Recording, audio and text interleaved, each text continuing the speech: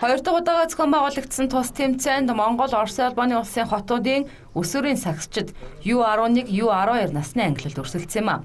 За Монгол улсын өсвөрийн шигшээ багаас бүрдсэн баг тамирчид эрэгтэй эмэгтэй нийт 5 багийн 60 гаруй тамирчдын бүрэлдэхүүнтэй оролцож насны ангилалд аваргын цомыг өргөсөн. За тэгвэл олон улсад Монголын өсвөрийн тамирчдын чадварыг харуулад ирсэн өсвөрийн сагсан бөмбөгийн тамирчдаа Монголын улсын сагсан бөмбөгийн холбоо цааш та төв дэлхийн олон тэмцээнд оролцуулах тал дээр анхаарч ажиллана гэдгээ хэллээ.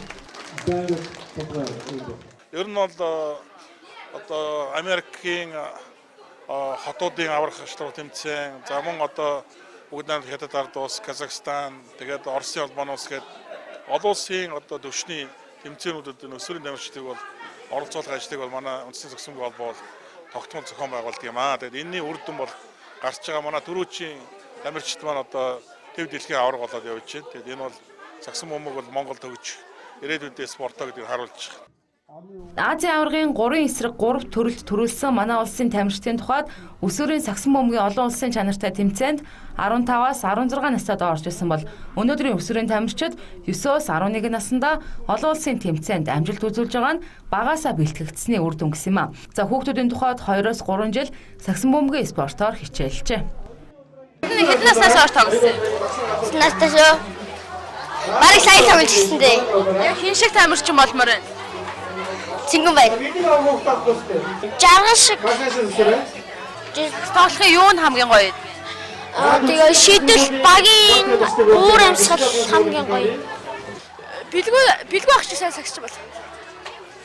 Хэдэн жил сагс тоглож байна? 3 жил. Одоо 4 жил дээ. Хин шиг тамирчин болмоор байна. Дүлгөө шиг. Чиний ирээдүйн зорилго чи юу вэ? Ямар хүн бол? Сагсчин Монголынхаа нэрийг дэлхийд гаргах. Сагс тоглохын ач тус нь яг юу байд юм бэ? Сагс тоглохын ач тус нь юу нь бол бие чадвар хөгжүүлэх ёстой юм янз бүрийн юм байдаг. Тоглож байна. Би 3 жил сагс тоглож байгаа. Энэ хугацаанд юу сурав? Одоо 2 алхамдыг сагс тоглох сурлаа. Бидний үе багадаа нөгөө Индигийн Америкийн тамирчдыг ярьдаг байсан бол одоо бидний жоохон хүүхдүүд маань санчир ах шиг болно, бэлгүй ах шиг болно, дүлгүй ах шиг болно гэж ярьдаг болсон. Ер нь бол багасаа сагсан бөмбөг тоглох их дуртай болсон.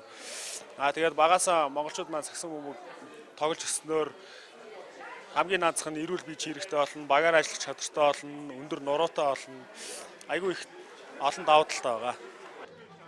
За энэ дуулахад улаан хоттой болсон олон улсын хүүхдийн тэмцээний үеэр Монголын үндэсний сагсан бөмбөгийн холбоо олон хотуудын сагсан бөмбөгийн холбоодын төлөөлөлд уулзаж цаашид хамтран ажиллах олон зүйл дээр санал нэгдсэн байна. За ингээд эх оноос эхлэн Оросын албаны улсын хотуудтай хийх өсвөрийн олон улсын тэмцээнийг жилд 4-өөс 6 удаа зохион байгуулахар болжээ. За мөн Чита, Братск, Красноярск хотуудад болох тэмцээнд Монголын баг тамирчдыг оролцуулж туршлага солилцохоор болсон тухай хэлсэн юм а. Тад мэдээнд уянга баясгалаа.